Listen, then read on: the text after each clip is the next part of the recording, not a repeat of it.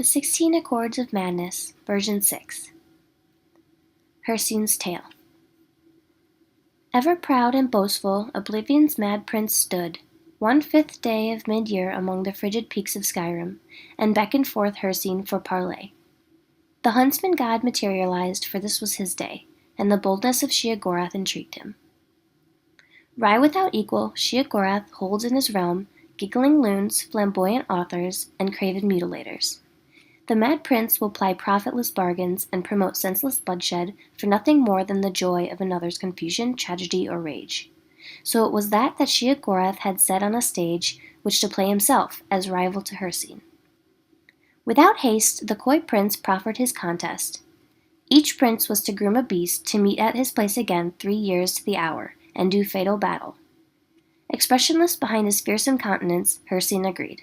And with naught but a dusting of snow in the drift, the princes were gone to their realms. Confident, but knowing Sheogorath for a trickster, Hircine secretly bred an abomination in his hidden realm. In ancient Daedrith he summoned and imbued it with the foul curse of lycanthropy. Of pitch heart and jagged fang, the unspeakable horror had no peer, even among the great hunters of Hircine's sphere. In the 3rd year, on that given day, Hircine returned, where Sheogorath leaned cross-legged on a stone, while whistling in idle patience. The prince of the hunt struck his spear to the ground, bringing forth his unnatural snarling behemoth.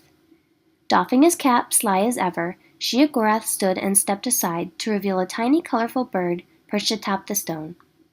Demurely it chirped in those bristling gusts scarcely audible. In a twisted springy heap, the Daedrith was upon the stone, leaving only rubble where the boulder had been. Thinking itself victorious, the monster's bloodied maw curdled into mock grin. When a subdued song drifted into the crisp air, the tiny bird lightly hopped upon the snout of the furious Daedrith.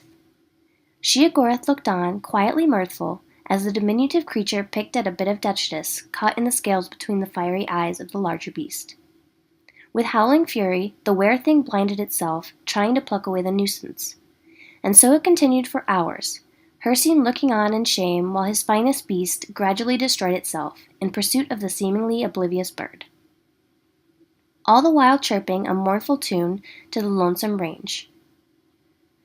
Livid but beaten, Hircine burned the ragged corpse and withdrew to his realm, swearing in forgotten tongues.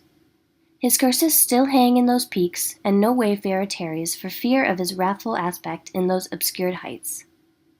Turning on his heel, Sheogorath beckoned the minuscule songbird to perch atop his shoulder.